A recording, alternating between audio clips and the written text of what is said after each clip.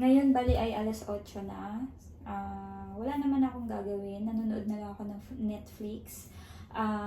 Hindi ko rin alam kung kailan uuwi talaga yung amo kong lalaki kasi si Sir nagpunta siya sa Singapore.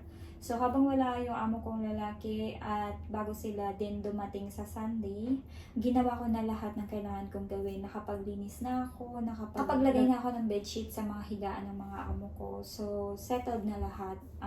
Darating na lang sila.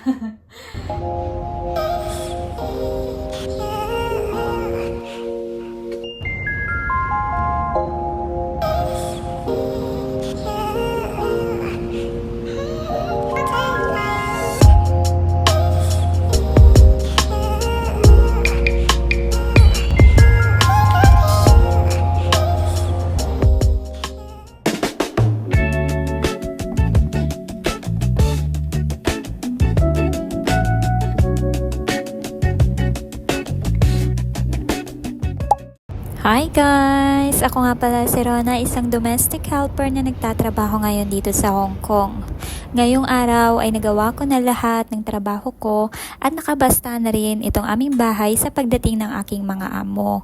Kauuwi nga lang din ng amo kong lalaki kahapon pero bumiyahe ito papunta sa Singapore at naiwan uli akong mag-isa dito sa bahay. Sa linggo nga ay babalik na ang mga amo ko dito sa Hong Kong at kasama na ang aking alaga kaya naman pagdating ng Lunes balik na uli sa normal na routine ang aking trabaho. At ganito nga po pala ang aking buhay kapag wala ang mga amo ko dito sa Hong Kong. Hindi nga po ako masyadong umaalis ng bahay pero pagka naisip ko po na lumabas saglit, lalabas ako at maglalakad-lakad malapit dito sa aming park. Pero sa ngayon po dahil nga po malapit nang dumating ang mga amo ko, nagpapahinga na lang po ako dito sa bahay at inaasikaso ko yung mga bagay na kailangan ko nang tapusin bago sila makabalik dito. Pero dahil nga po natapos ko na ang lahat, ito naman po ang ginagawa ko ngayon. Nagpapahinga na lang at nagmumuni-muni habang pansamantalang nabubuhay mag-isa dito sa Hong Kong nang wala ang mga amo ko.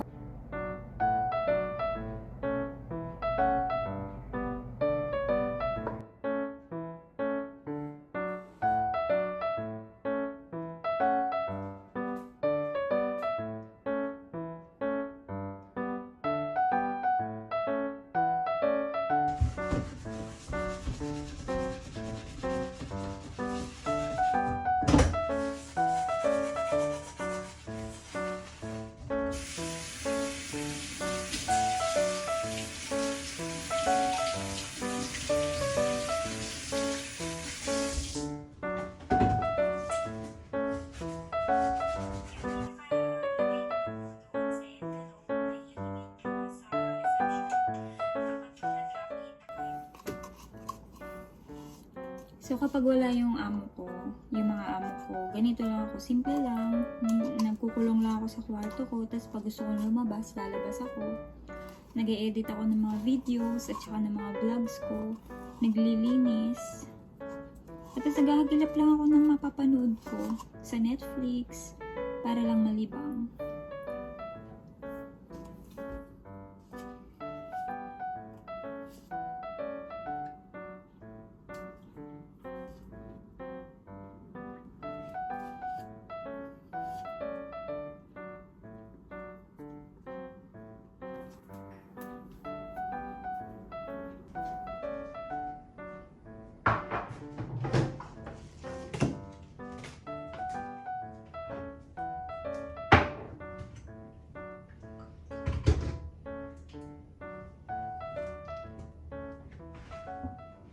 Ngayon bali ay alas 8 na. Wala naman akong gagawin. Nanonood na lang ako ng Netflix. Hindi ko rin alam kung kailan uuwi talaga yung amo kong lalaki kasi si Sir nagpunta siya sa Singapore. So habang wala yung amo kong lalaki at bago sila din dumating sa Sunday, ginawa ko na lahat ng kailangan kong gawin. Nakapaglinis na ako, nakapaglagay na ako ng bedsheet sa mga higaan ng mga amo ko. So settled na lahat. Darating na lang sila. Pero ayun, medyo nakabahan ako kasi isang buwan din wala yung mga amo ko. So good luck na lang sa akin. Magkikita-kita kami sa Sunday kasi nga day off ko sa Sunday. So gabi na. Gabi ko na sila makikita.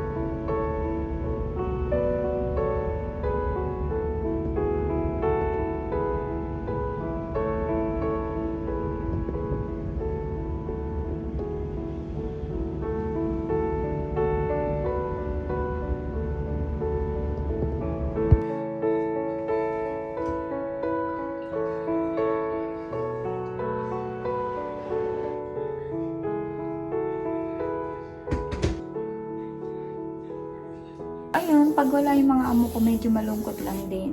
Pero sanay naman ako na mag-isa na. Kaya lang, syempre, dahil bahay ito ng mga amo, parang hindi ako sanay nang wala sila. Yung nakikita ko sila na pagkatapos ko, habang nagtatrabaho ako, nakaupo sila dyan. Tapos, nagluluto ako, darating yung amo kong babae galing opisina. Yung mga ganun ba? At saka, sa lahat naman ng alis nila, ito yung pinakamatagal, 1 buwan. So, talagang medyo naiinip ako. Pero, ganun pa man, carry naman, kahit paano na iraraos ko. 2 days na lang parating na sila, kaya lubos-lubosin ko na yung pahinga ko kasi pag dumating sila, maaga na naman akong gigising. Pero okay lang din naman na maaga akong gumising kasi maaga din ako natatapos at nakakapagpahinga.